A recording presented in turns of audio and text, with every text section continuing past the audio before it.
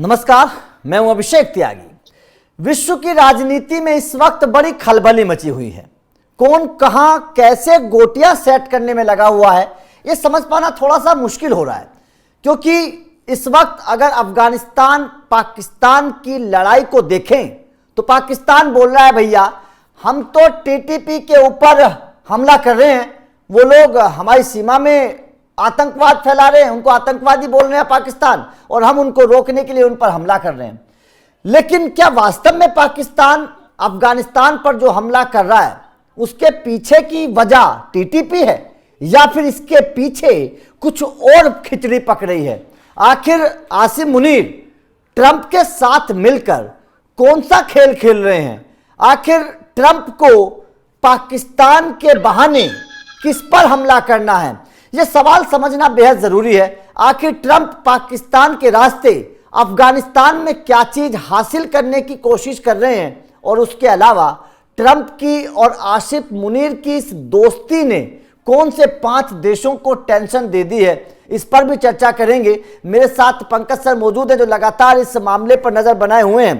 Pankaj sir, Pakistan तो बोलता है कि हम टीटीपी को रोकने के लिए हमला कर रहे हैं, अफगानिस्तान पर काबुल पर अटैक हुआ, उसके बाद में एयर स्ट्राइक हुआ, लेकिन इसके पीछे का खेल समझाना भी बड़ा मुश्किल है, बड़ा पेचीदा मामला है। कैसे समझ रहे हैं इस पूरे मामले को? मैं आसान भाषा में कोशिश करता हूं समझाने की। जी। ऑपरेशन सिंदूर के दौरान भारत ने क्या किया? उनके 11 एयरबेस तबाह किए। ठीक है। उनके रावलपिंडी हेडक्वार्टर के बगल में मिसाइलें दागी, जो कैराना हिल्स की मैं बात कर रहा हूं। जी जी जी। कैराना हिल्स में रिपोर्ट ऐसी आई कि वहां पे न्यूक्लियर आर्सेनल छुपा कर रखे थे पाकिस्तान ने। हाँ। ये सबने देखा। लेकिन क्या वेस्टर्न मीडिया में या अमेरिकन मीडिया में ये सब कवरेज हुआ? नहीं, बिल्कुल कवर नहीं किया। नहीं हुआ। उन्होंने क्या कवर किया? उन्होंने कवर ये किया जो पाकिस्तान वर्चुअल बता रहा था कि हमने 6 प्लेन गिरा दिए, तो 7 प्लेन गिरा दिए, तो 12 प्लेन गिरा दिए। एक भी प्लेन का सीट डायना का एक पार्ट, तो ये एक गद्दा तक नहीं दिखा सका पाकिस्तान बिल्कुल कि हमने गिराया है।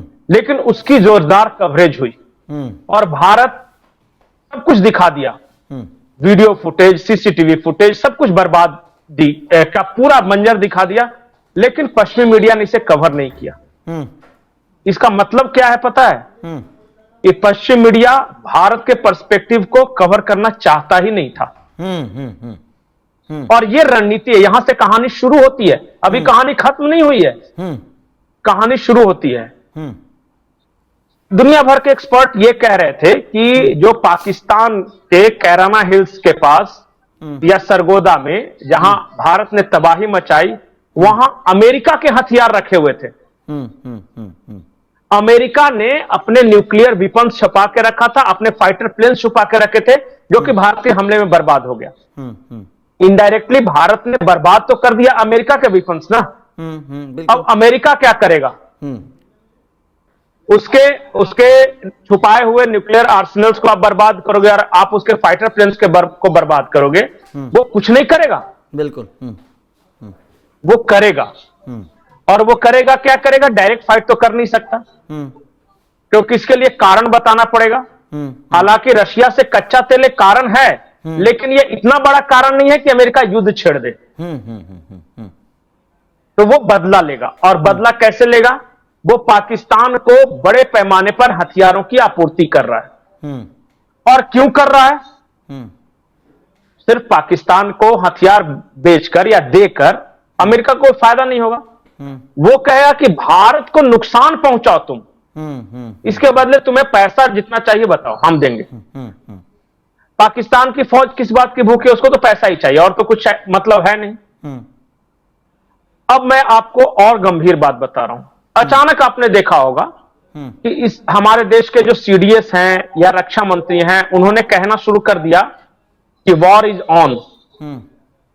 वो ऑपरेशन सिंदूर बंद नहीं हुआ है। और इस बार अगर पाकिस्तान ने कुछ किया तो ऐसी कार्रवाई होगी, ऐसी कार्रवाई होगी कि उसकी पुष्टें याद रखेगी। आपने कभी सोचा कि विदेश मंत्री को, रक्षा मंत्री को या सीडीएस को अचानक ये कहने की जरूरत क्यों पड़ गई, खास करके ऑपरेशन सिंदूर के 5-6 महीने के बाद? क्योंकि स्पेसिफिक इनपुट्स हैं। और इनपुट्स क्या है मैं आपको बता रहा हूं। पाकिस्तान की फौज भारत को आर्थिक चोट देना चाहती है और उसमें अमेरिका का मौन सहमति है उसकी। अमेरिका कह दिया कि भारत पाकिस्तान के आपस का मामला है, हम क्या कर सकते हैं इसमें, ज्यादा ज्यादा समझौता करा सकते हैं।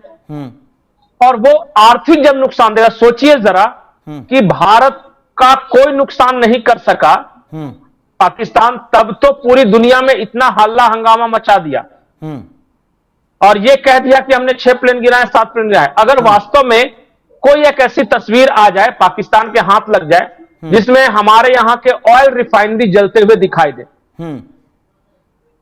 तो फिर पूरी दुनिया की मीडिया और खास करके पश्चिमी मीडिया क्या वितंडा खड़ा करेगी पूरा।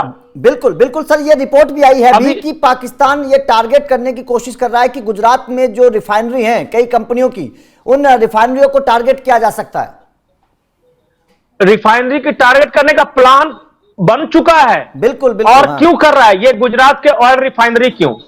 एक तो एक बहाना हो जाएगा कि भाई रूस से कच्चा तेल ये खरीदता था, तो हमने सिर्फ जो जहां पे रिफाइन होता था हमने सिर्फ उसको टारगेट किया है, क्योंकि इससे रशिया का जो वॉर मशीन है उसको फ्यूल कर रहा था भारत। तो हमारी दुश्मनी भारत से नहीं है, हमारी दुश्मनी सिर्फ, हम तो उस रिफाइनरी को सिर्फ ब्लॉक करना चाहते थे। एक तो अमेरिका का ये लॉजिक, ठीक है। दूसरा कि इस देश के सबसे बड़े उद्योगपति अंबानी और अडानी ये दोनों गुजरात के हैं। बिल्कुल, दोनों गुजरात से हैं। इतना ही नहीं, इस देश के प्रधानमंत्री और गृह मंत्री भी गुजरात से हैं। तो गुजरात में जब वो टारगेट करेगा, गुजरात में जब ऑयल रिफाइनरीज को नुकसान पहुंचाएंगे पाकिस्तानी एयरबेस के एयरफोर्स के जवान, एयर स्ट्राइक करने की बात है, तो करेंगे। तो जरा सोचिए कि क्या पश्चिमी मीडिया भारत का जरा भी साथ देगा इसमें?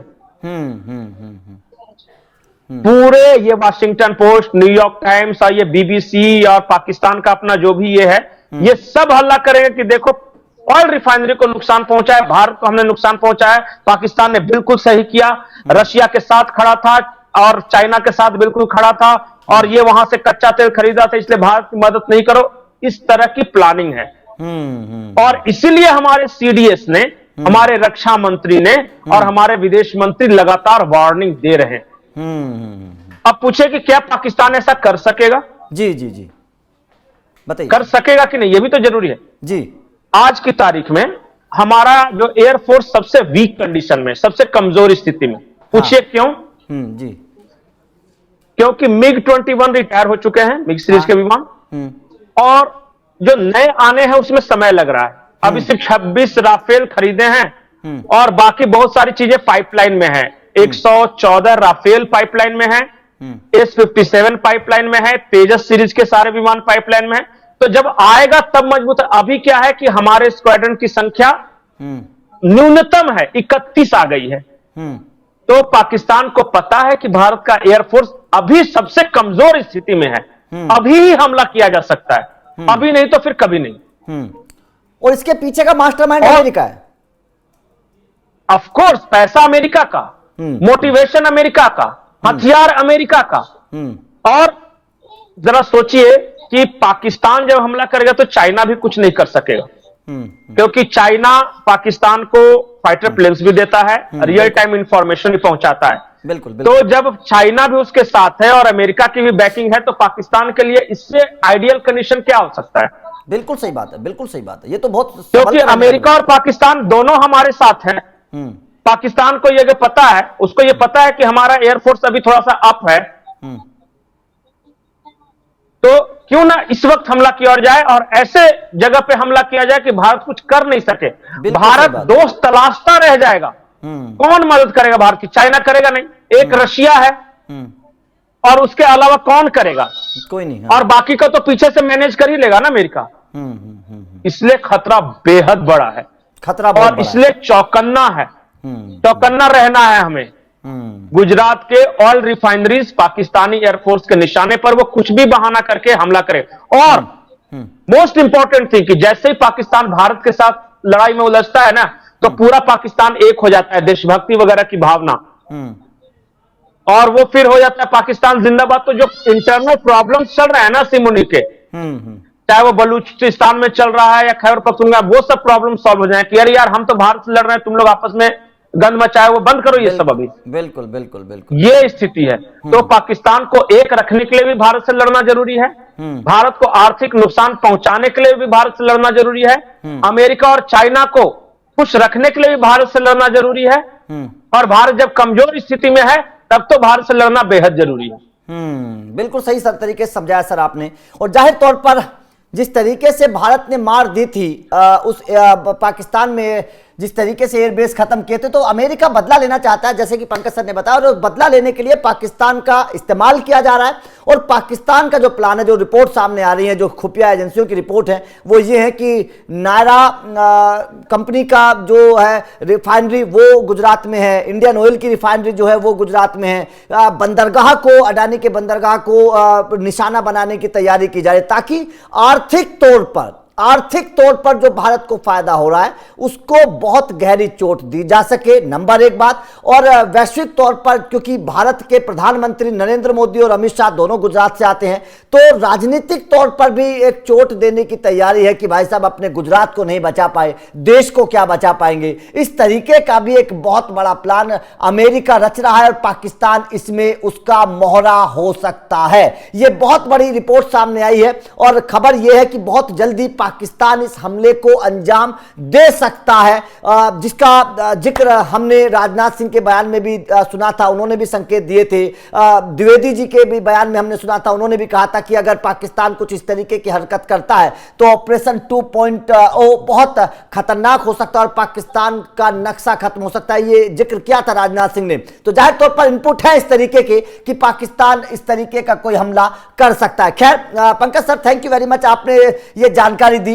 आपका इस खबर पर क्या कहना है? पाकिस्तान के मंसूबों को आप किस तरीके से देखते हैं? क्या आपको लगता है कि पाकिस्तान अगर इस तरीके का कोई हमला करता है तो फिर बहुत बड़ी जंग होगी और पाकिस्तान का नक्शा खत्म हो सकता है? कमेंट करके अपनी राय जरूर दीजिएगा। वीडियो अच्छी लगी हो तो लाइक कोशिश जरूर करिए, चैनल को सब्सक्राइब करके बेल आइकन को प्रेस करना। Thank you very much.